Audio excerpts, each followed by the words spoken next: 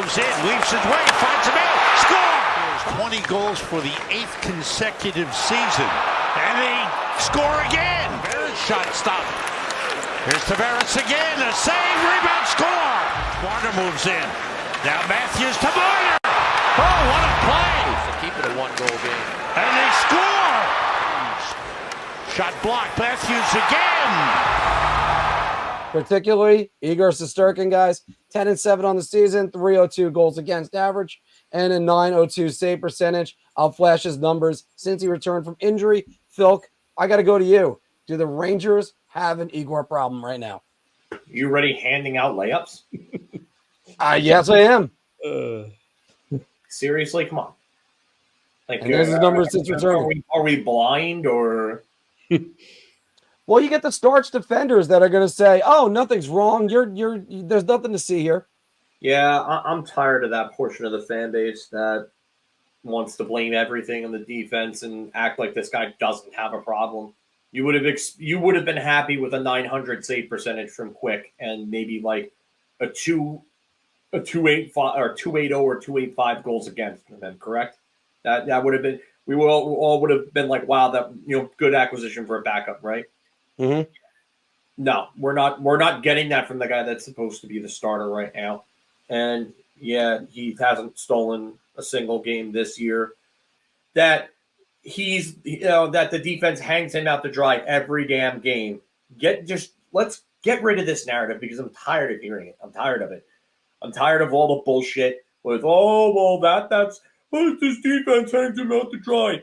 He's letting in weak-ass goals, like 2 of the goals that he let in last night. Mm-hmm. 1 to 2 goals per game. It's not 1 to 2 goals per week. It's not 1 to 2 goals per month. It's 1 to 2 weak goals per game. Per game. That is a problem. He is worse than he was in 2021 in that COVID-shortened season. And everybody thought, was he a flash in a pan? Was his great start just because they didn't have the book on him? All those questions were around back then. Absolutely zero rebound control. Yep. His glove side high is a major weakness. Everybody's shooting on him there, and everybody's scoring on him there. The guy can't stop a beach ball right now. Yeah. He can't stop a friggin' beach ball right now. And then everybody wants to defend this guy. He's not Lundqvist. Stop it with the bullshit. Stop it. I'm tired of hearing it. Oh, well, he won a Vezina 2 years ago. That's great. This is not the same goaltender that we're getting right now. This guy's a head case. He's always in his own head. Last year, he was in his own head. The year before, he was in his own head. Anthony, Phil used up most of our time, so we're going to have to be quick. Go ahead. He brought up a good point. He said beyond reproach, and I think every fan base has guys that they kind of like love so much that it's, you're not allowed to criticize the player and they make excuses, but Phil's absolutely right. I mean, he said everything I was going to say pretty much. Igor Shesterkin is not good right now. I mean, he's bad right now. I mean, I think we can all agree, like, I would say 920 save percentage and up is kind of like upper echelon, border, Ryan elite. 912 to, 917, that's kind of like good. And then you have like 910 is kind of average, but he's at 902. I mean, 905 and below is pretty much straight bad.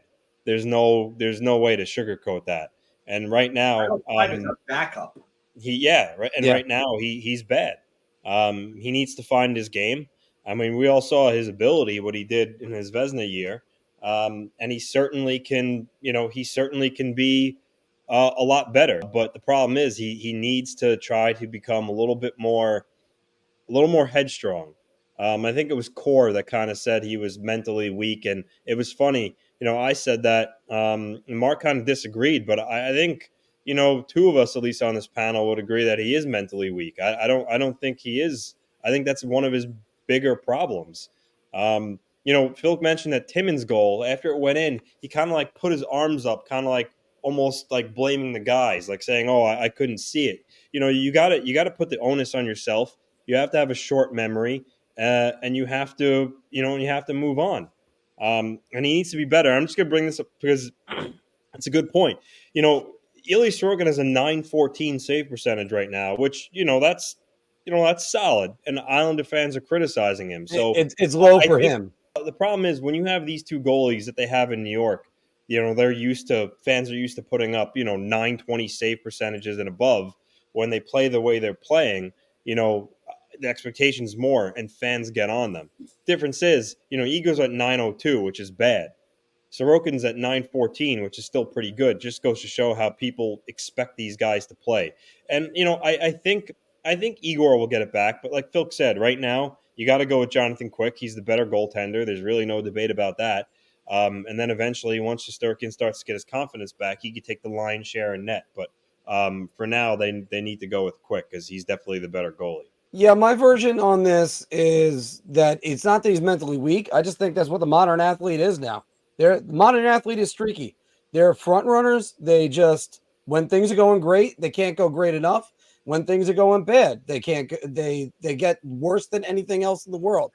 I mean, I almost want to compare Igor to Cam Newton, where he's just he would roll over everybody, always find a camera, and always be doing his move. Or I want to say back then it was the dap, and then now, I mean, when he's throwing interceptions, he's throwing his hoodie over his head and going, "Oh, I can't believe what's going on." Yeah, you're gonna have to sit Igor.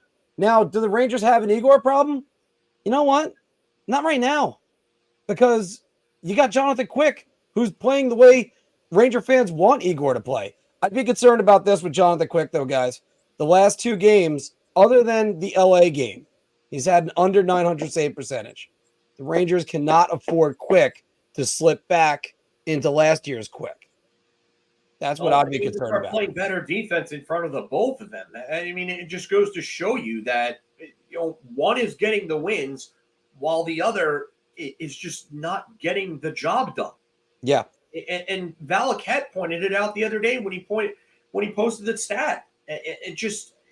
They're roughly getting the same production. Oh, and then that's another thing. It's just, they're not playing the same way in front of Quick as they are in front of Igor. No, you shouldn't be allowing 5 goals to the Sharks. They allowed 5 goals to the Sharks, and Quick still won. It's gotten to a point with this team where you're coming up on Igor Shesterkin and a new contract. And just remember this. This team made a big mistake with Lundqvist and gave him an 8-year deal after he was 30 years old. They cannot afford to make that same mistake again. I agree with you on that. They simply cannot. He has got 1 year left after this. And listen, chances are he will turn it around well before then.